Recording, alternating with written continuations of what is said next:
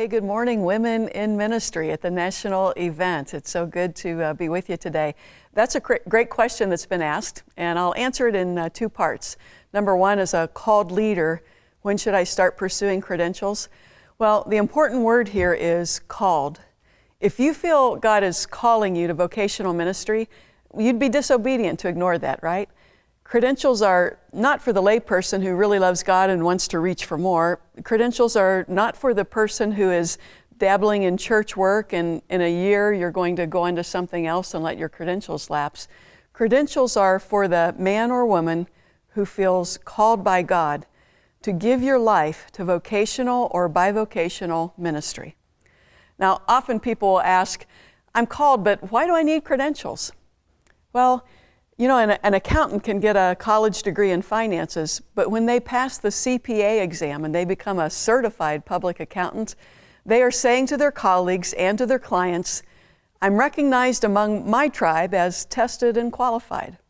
When a law student passes the bar exam, there is now a code of ethics, a fraternity, a recognition by the courts that this person has prepared herself to practice law. So it is with ministry credentials. References have been provided by others who recognize the call of God on your life. Educational requirements have been fulfilled. Guidelines within which to live and practice are agreed to, and it sends a message that you are a minister. Well, who does that message go to? Well, the IRS, for one. You get a housing allowance, and there are tax purposes where you need to verify you're a minister. To the state office where you live that lets you apply for a license to officiate marriages. It'll give you access to visit hospitals and get into ICU wards. It will give you access to prisons, and it'll also send a message to people who are looking to hire a pastor that you are already credentialed with the Assemblies of God. Additional benefits to you are a covering and accountability and a fellowship, a networking together. It's a wonderful opportunity to be a part of the Assemblies of God in the credentialed family. So if you're called of God, you need credentials. The second part of that question was, how will I know when it's time to go to the next level of credentialing? Well, let me just say that I am a fan of being a lifelong learner, whether it's informally or academically or both. If we're not growing, we're stagnant. And the people you serve in ministry deserve to be served by a leader who is growing and learning. I've heard it said by people on the field, well, why do I need to upgrade my credentials? I plan to keep on doing what I'm doing all my life, and I have the credential I need for this position. Well, let me tell you the story of my friend Krista.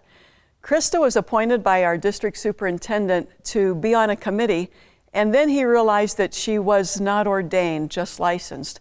And so Krista had to be uninvited from that committee because she didn't qualify with her credentials, even though she would have been a great contributor. And so she, right after that, went ahead and got ordained.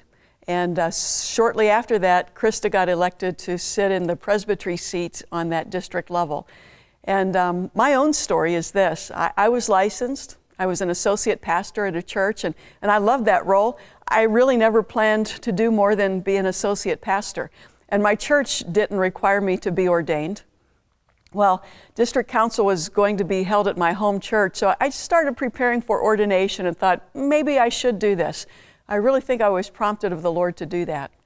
So right after I got ordained, my senior pastor surprised us and resigned. I got invited to serve as the interim pastor for about a year, and then God led me to plant a church that was parented by that church. I got elected as a district executive presbyter, and then 6 years later, I got elected as district general presbyter, and all of these required ordination. Now, I had no idea that was in my future, but God did. And so here's what I would say to you. Qualify yourself beyond your present role so that God can use you in wider arenas as He chooses.